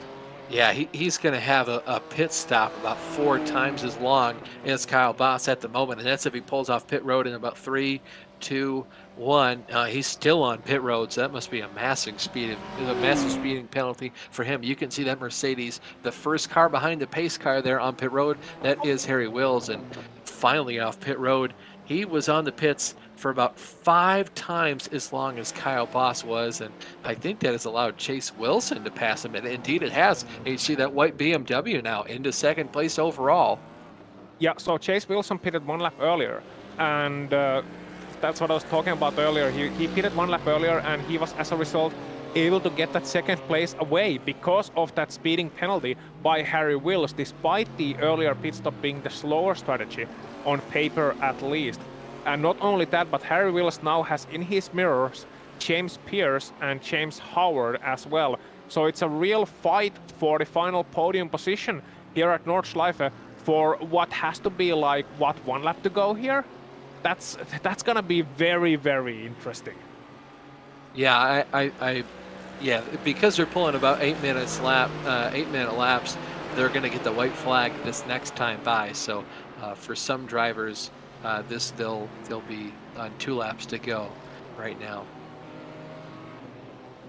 Looking here at James Howard, he continues to hunt down James Pierce. These 2 drivers right now battling over the 4th and 5th positions respectively. You can see just how much time they gained on Harry Wills, with Harry taking that pit road speeding penalty as well. So kind of back in the clutches. I would assume Harry is going to be able to pull away from these 2 drivers, but you never know. As we said, anything can and will happen. It's continued Hang on, Chase Wilson has pulled on the side of the road. Oh. He might have had some sort of an accident. Maybe he ran out of fuel. But yeah, you see that BMW stationary there on the side of the track. This might be maybe a hardware failure for him in real life. Maybe he had something in real life he had to attend to. Was just forced to pull off. I don't know what his situation is like, but I tell you what, if I was in the middle of the race, I don't care what I was running, what I was doing. If the wife says, "Hey, my water just broke," I would go. Not to say he's married or has a pregnant wife, but sometimes duty calls, and you do have to hop off the sim and attend to non-fake race cars. Oh no, the house is on fire. Well, shouldn't have bought a Samsung phone, That's right. So. Justin Rousseau sideways hard into the wall. Yeah, and he almost collected Kai, I think. That was very, very close. I'm sure Kai had a Cole Brown moment. Yeah, absolutely. He's gonna need some new undies, boy. Just an easy mistake to make the Ferrari going sideways the exit of the corner, and that traction control, it can only do so much for you. As we are watching Kai DL now, and what seems to be the 5th place now that we lost Chase. Here we see Restore, just losing traction on the exit of the corner. Yeah, there is that odd bit of low traction zone that seems to appear on the next to the optimal racing line on the exit of the corner, but not quite there. So just turning in a little bit too hard, the rear tires lose grip under acceleration, and that's what's gonna happen. It's a really easy mistake to make, but always looks equally silly. Yeah, now Chase Wilson pulling off to the side of the racetrack is going to allow for one of these two Jameses at the moment to punch themselves a ticket to land on the podium. Right now it's James Pierce. James Howard, though, he's 0.8 of a second back, so anything still is on the table. These guys still have about a lap and a half to go. And again, just up the road, 2 seconds ahead of James Pierce is Harry Wills. So if Harry makes a mistake, we could see two Jameses on the podium by the end of this race. And I feel like right now Howard's doing a much better job at getting his car rotated through these corners. I think he saved his tires just a little bit better than Pierce might have, but Pierce is one of those drivers where he knows when to push hard and he knows when to kind of just let back and let it ride. Yeah, and he doesn't really need to. I think he knows the pace difference right now. The pace is playing into the hands of James Howard. Howard is a little bit faster. He knows that by lap times. So he's not really trying to get away in these corners. He's just trying to not play it safe. You can't really play it safe around here, but he's not taking any extra risks. Like you could see on the exit of X-Muleter, actually on the onboard shot just now. James Howard running the curb, Pierce ahead of him, not running the curb on the exit of the corner. So just one of those things where you just take it a little bit more carefully. And he makes sure that on the exits of these corners heading into the long straight, so here on the Bergwerk, and a couple of other places as well, he just wants to get as good of an exit as possible to give himself a fighting chance on those straights. Talking about the three Jameses, it looks like James Costa just had a large issue. Daniel has called out that car is it's in a lot of pain. Odds are car's head feelings. We'll see if we can get a replay for you here in just a second as this battle between the two BMWs, two Jameses, continues to get hotter and hotter. Now separated by just 0.2 of a second before they go in the hard braking zone here as you see the carousel coming up in just a second. James blinking in and out at the exact inopportune time for him to want to pass another guy. Yeah, now they got a decision to make here though, because Howard is a little bit faster, and Pierce is still trying to chase down Harry Wills, who in turn seems to be a little bit struggling right now. You could see him lose time, a lot of time in carousel there, and he still seems to be struggling as we are getting to a replay of what happened to Costa. I think it would be, yeah, James Costa here just cutting the inside curb a little bit too much, heading into Adenauer forced, and just, yeah, losing the traction, losing the line, heading into the wall. Another replay here. This is Eric Papineau again. Things continue to go from bad to worse, and kind of an exact monkey see, monkey do here as a wreck that we saw Kai DL have to some degree. Looking back at the two BMWs, trying to see if they can't hunt down Harry Wills and Ossie, and I kind of like where you're thinking too. If these two BMWs sorted out, they have a pretty decent shot there at hunting down Harry Wills and overtaking him. So you now look at Kyle Boss. I think it's going to be really close with him. What's that, Dave? Yeah, I think this is going to be pretty close with him either getting the checkered flag or the white flag. I think it's just barely going to be the white flag for him, but we'll see. Ossie, you know a lot more about this place than I do. Yeah, but due to that penalty, as Howard off the screen made a mistake but able to carry on. So due to that penalty, Harry Wills is now 47 seconds away. Bose is gonna be another, 20 seconds before he gets to the line. You know what, if he plays this strategic, if he plays this clever, he can just wait in front of the start-finish line, in front of the checkered flag, and then cross it as the timer has passed. That's what I would do. I wouldn't want to risk it on another lap around here. I would just wait for the timer to cross. But you might have to force it another lap, and yeah, that's indeed what's happening here. So gets the white flag. Yeah, white flag is out this time by. You'd be surprised though, Austin, because I've tried to do the exact same thing, and I actually was gonna finish like 3 seconds before the time. I slammed on the brakes and crossed the start-finish line after the scheduled race time was over, and iRacing still made me go around another lap. I was absolutely fuming because if this were real life, race would have been over. I wouldn't have to do another lap. I don't want to risk wrecking my stuff around this racetrack. Yeah, no, exactly, and the way the software works, it's not calculating it exactly. I think it's doing the calculations earlier on, and just gonna base it on average if you're gonna have to do another lap or not. Not sure why, but I think it's easier for everyone to stay predictable, so to speak, as Harry Wills right now really have to defend his position against James Pierce. Yeah, and I kind of like how James Howard is hanging back just a little bit, kind of letting these two guys sort it out. Interesting move there, trying to think about a dive bomb. Harry Wills going a little bit defensive. The two cars continuing to snake around, kind of serpentining down the straightaway, especially into that braking zone. And yeah, Harry Wills, just like he called it, Austin, he's having a lot of problems with those tires on that Mercedes, and this has kind of been what we've continued to see out of Harry. He's really fast, but boy, at the end, he's just starting to hang on to these tires because they're pretty much used up by the end of these things. Yeah, and I think the turning point for his race really was that mistake on the last corner of the, well, on the corner Galgengoff heading to the back straight. He just went a little bit wide, and I think that spooked him a little. And he realized that he's gonna, run out of tire at some point as well. And then he made that critical error in the pit lane. That speeding penalty came in a little bit too hot. So instead of being able to now conserve his tire, make sure he comes home in the second place, having like a over half a minute gap behind him. Instead, he has nothing behind him, and he's got James Pierce now really hounding on, and just look at this. Pierce is going to have him into the chicane. Yeah, he's going to have him here. Did a much better job out of that last chicane there. He's going to get him into this fast chicane. Harry's going for a little bit of defensive line. James looks like he might send it up the outside. We'll see if Harry budges. Doesn't look like he's going to let him. They're going to go through there almost side by side. Harry's going to win out in this battle. Yeah, oh, Pierce to the inside. Oh, he that was ruined clever. it there. I don't know if Harry went a little bit wide because it didn't look like a huge dive bomb. It looked like Harry might have just forced the issue there. Yeah, so Harry went off track and he hit that curb on the exit of the last chicane. And when you hit that curb, it's gonna force your car a little bit to the right, and he had to take a wide entry. James Pierce saw that and saw that Harry's gonna have to brake early into that corner because he's running out of tire, and just shot it up the inside. Nothing Harry Wills can do to defend, and now it's up to James Howard to make that pass fast, because they know the situation. They know Harry Wills is really in trouble, and if James Howard wants a chance to catch up to James Pierce once again, then he's gonna have to make that move happen quick. Otherwise, it's gonna be Pierce running away with this one, running away with the second place.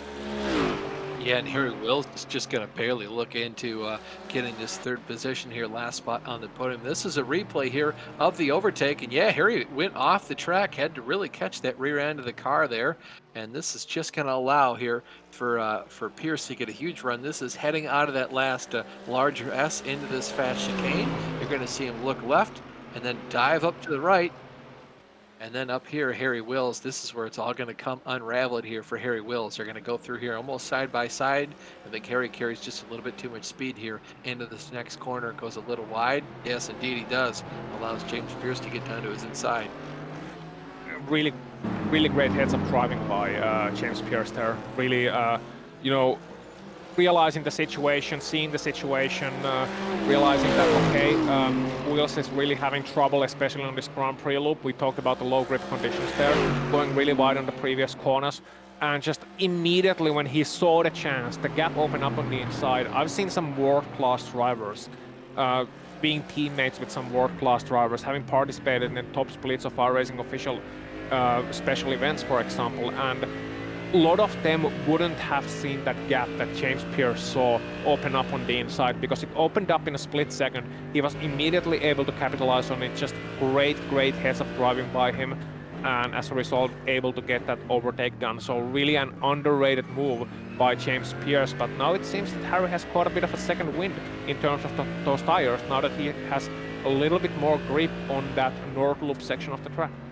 Yeah, I tell you what, though, a couple corners ago, Harry almost lost that rear end of the car and almost overstepped the boundaries of him, overstepped the front end of the car. But I tell you what, just like you said there, Aussie, he's caught a second win. He is now all over the back of James Pierce. You can see James Howard still continues to wait in the weeds, if you can even call it that. Lines are kind of orange. He's got an orange BMW for the moment. You can see Harry Wills continues to stalk his prey there. James Pierce goes a little bit wide, gets a car a little bit upset, but I don't think Harry's going to be able to pounce on this opportunity for an overtake. Getting really close, so we'll see if he sends one on the inside. Indeed he is. James Pierce leaves him just enough room. He's going to take it. They're going to go side by side. This is not a place I'd want to do it. Yes, they're going to hold on to it, though. Looks like Harry now is going to have the inside here for this triple right-hander. Oh, there goes Pierce, wrecking hard.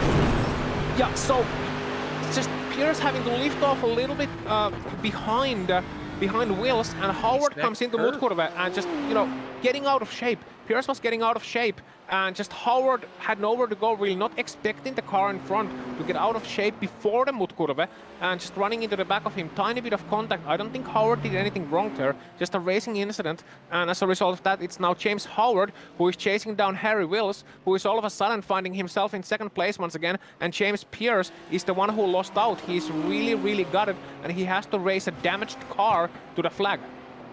Yeah, I don't think any contact was made between the two BMWs. Oh, there goes James Pierce. Yeah, that car obviously ill handling for him, trying to save that thing as it swaps ends across the racetrack. He's got a long time before he's caught by another driver trying to spin turn that car. Smacks the wall again for good measure. Gets passed by Kai DL. Here comes, I believe that was Blake Scott. So not losing a position there, but boy, if the car wasn't feeling bad already, yeah, you could see him having a swap ends on that wheel. He's swatting flies in there. Yeah, that car's done and dusted. Meanwhile, Carl Bose is a race leader. Is already heading to the Dorthinger-Höhe straight. He's out of the mini car. Oh, Harry Wills continues to have a really loose race car there. Lots of snap oversteer. It looks like he might lose a race car on his own. Yeah, look at this. Howard's going to get him.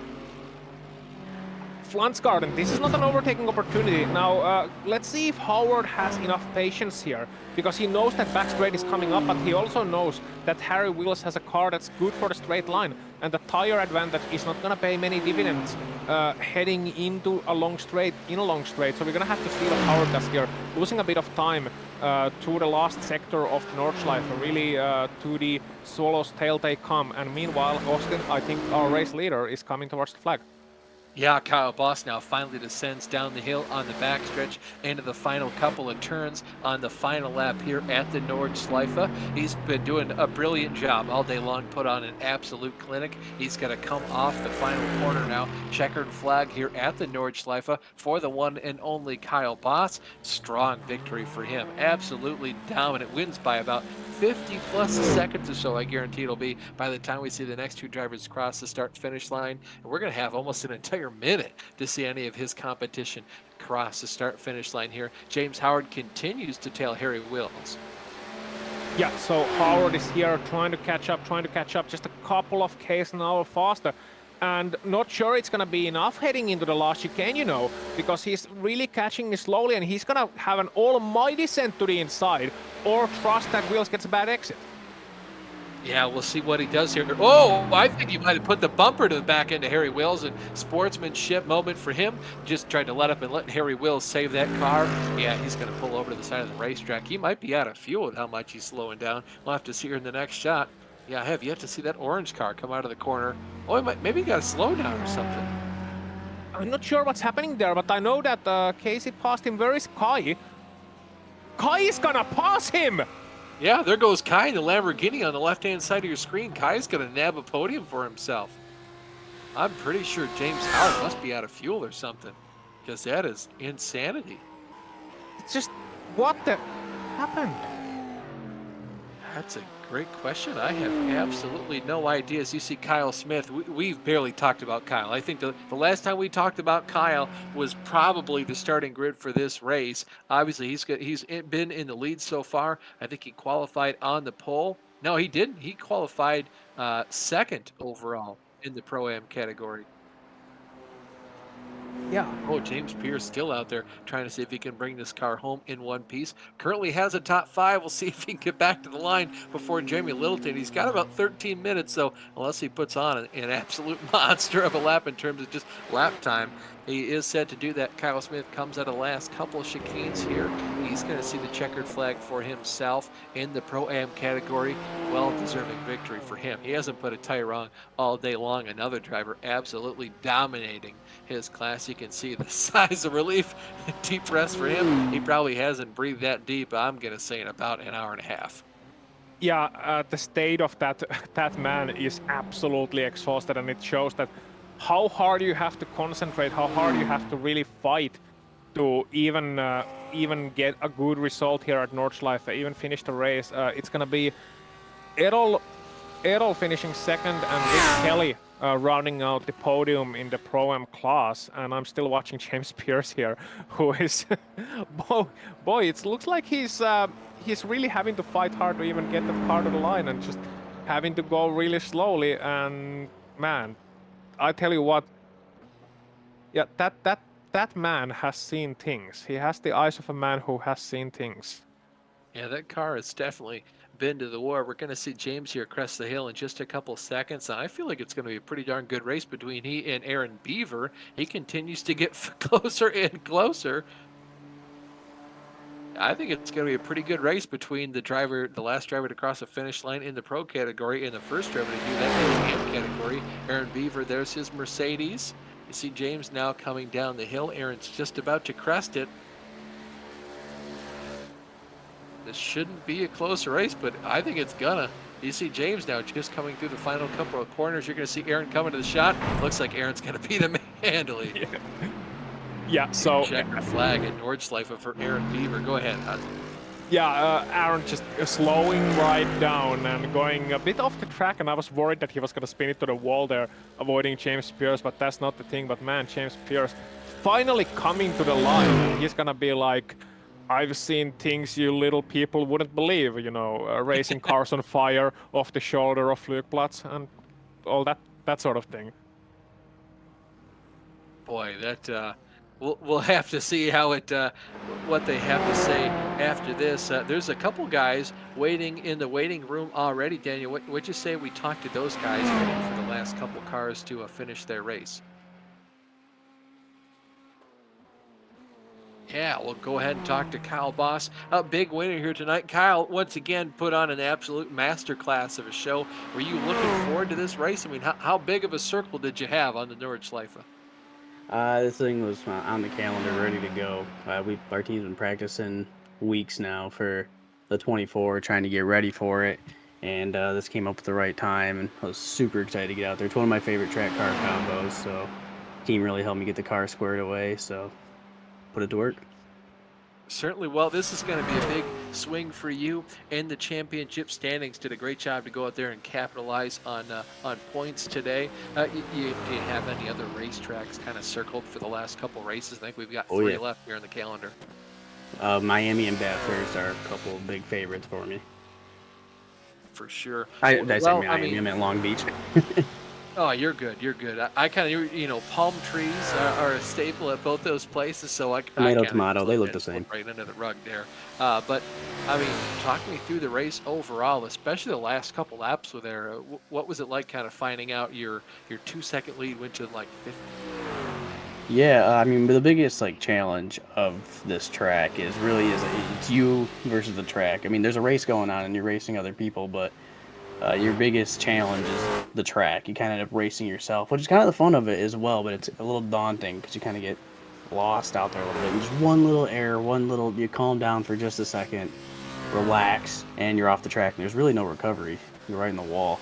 And I'm unfortunate about Harry getting a stop and go for speeding in the pits because he was right there the whole time. He was not going to give me anything. If I even gave him an inch, he was going to be back into it. So... it was a great race, and it was a big relief to see that gap, but unfortunate way to get it. Sure. Well, Kyle, I appreciate your time. Congratulations on the win. Who do you have to thank tonight? Yeah, I got to thank IMB Racewear, Major's Garage, the whole Celertas team. I got to thank my buddies that are in the stream, Noah, Duca, Baker, always keeping it hype, and I got to thank my parents, Paul and Margie, for watching. I could hear them upstairs on the big screen watching it, so I appreciate it, guys. Love you. All right, sounds good. Kyle, congratulations on your win, buddy. Celebrate this, man. You definitely deserve it big time. Thank you, sir. That was Kyle Boss, winner here in the Pro category. And Asian, I think you've caught up with the Pro-Am winner, Kyle Smith.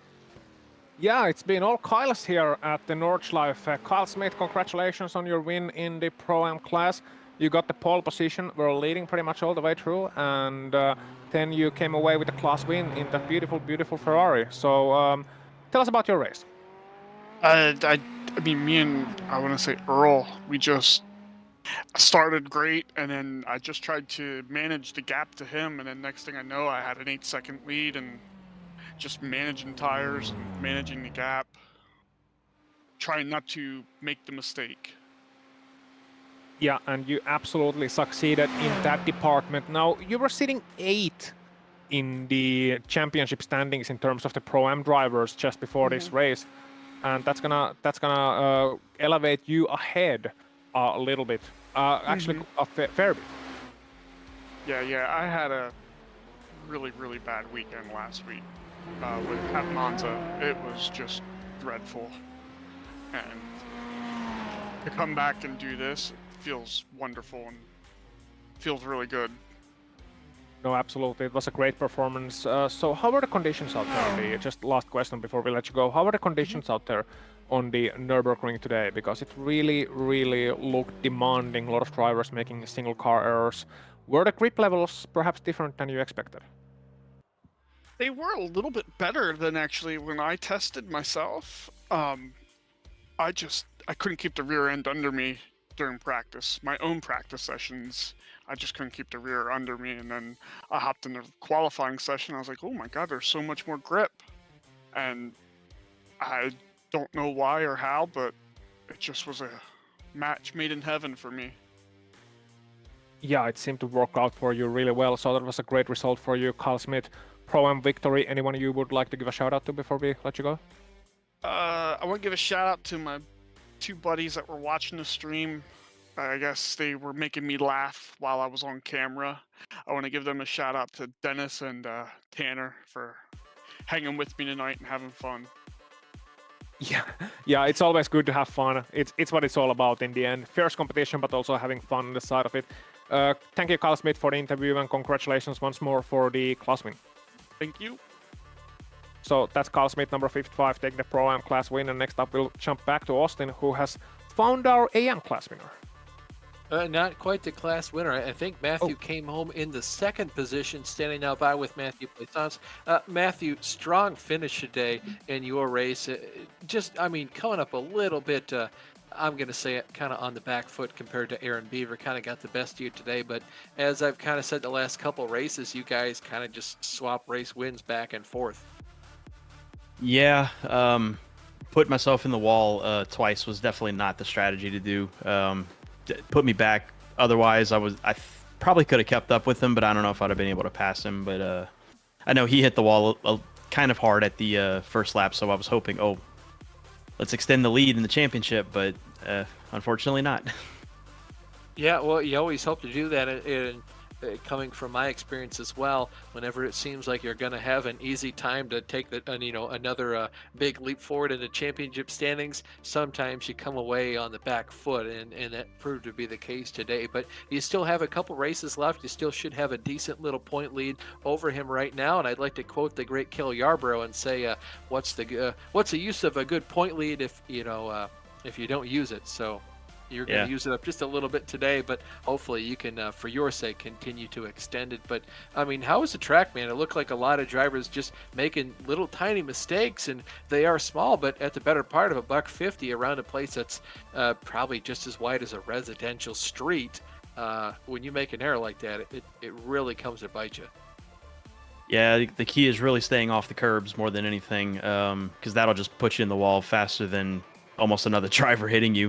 And I was able to do that for the most part. All my practice and one qualifying lap was bad, but the other one went fine. I'm usually pretty good about staying off the curbs, and I think one of them is what put me in the wall. I think I just got a little too hot on the throttle coming out of one corner as well. Unfortunate, but it happens. It's the Nurburgring. You can't expect to get through unscathed. Yeah, certainly. They call this place what they do for a reason. But Matt, before I let you go, I want to ask who you have to thank for your run today. You're coming home one spot shy of the win at this track, and nothing to be ashamed of. Oh no, for sure. I love driving here. But I do want to give a shout out of good luck to everybody who's running the 24 this weekend. I won't be doing it, unfortunately, but hopefully everybody has a good one and not too many people get too angry about it. For sure. Well, Matt, congratulations on your second place run. Always appreciate you taking the time to come talk to us. Love the conversations we have, and hopefully get to see you next week as well. Absolutely. See you then. That was Matthew Plaisance, came home second place overall in the AM category. Always love talking to the different drivers. Missed a couple of the ones. Really wanted to talk to Errol Uriksoy. He popped into the waiting room for just a second, and Aaron Beaver as well. So hopefully we get another opportunity to talk to those drivers next week. Before we continue to wrap up and go through the finishing results, I just want to thank our sponsors because, of course, none of this could go on without them. First off, I'd like to thank Race Anywhere. They're a huge distributor of sim racing products based in the United Kingdom, specializing in some of the highest quality sim racing brands like ProSimU, GSI, OBP, and plenty more if you just go to their website. And go for the gap. Cami Sturge is an up-and-coming motorsport graphic design and artwork creator. She runs an Etsy page. She's got stuff if you're a Formula One fan, big into NASCAR. She's got a lot of cool Dale Earnhardt stuff if that suits your fancy. And she does a bunch of stuff. I mean, stickers, paintings, you name it, she's got it. Check out that Etsy page. And last but not least, IMB Racewear. They're a fantastic company. They offer a really wide range of bespoke, no limits, fully customizable race and team wear. For an entire lineup of their product range, you can check out their website. There is a link in the description below. And without further ado, it took us a while to finally let everybody finish. Of course, 8-minute long lap times. There's a lot of time to let these guys finally cross the start finish line, but we can finally get to the finishing results. Kyle Boss, like we mentioned, wins the race overall, and in the pro category, Harry Wills, Kai DL round out the podium there. How about that run to the finish, though, for the Jameses and Kai and Harry?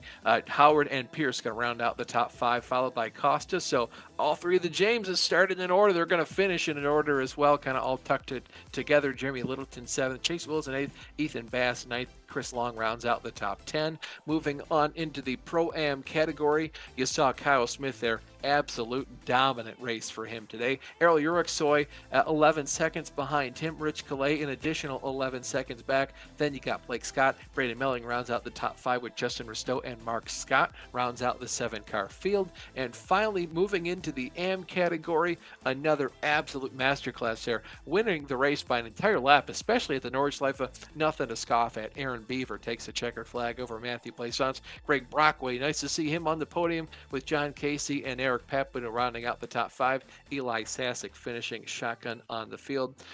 Ossian, it was fantastic to commentate with you today, buddy. Had an absolute blast.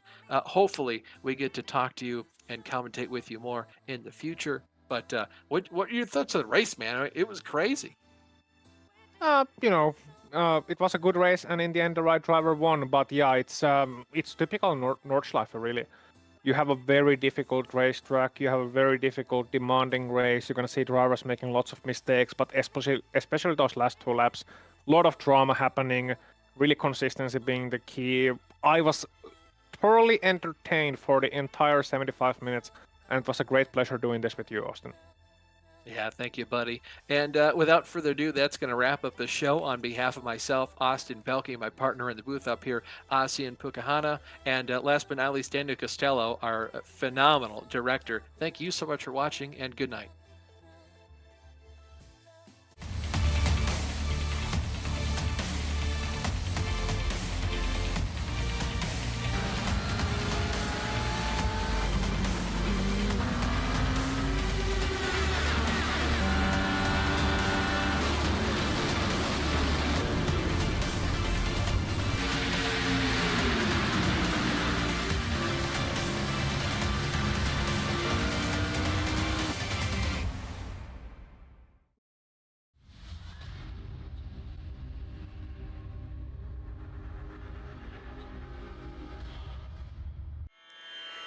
Renu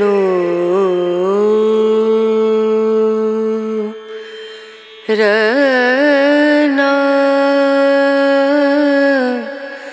Rena Renu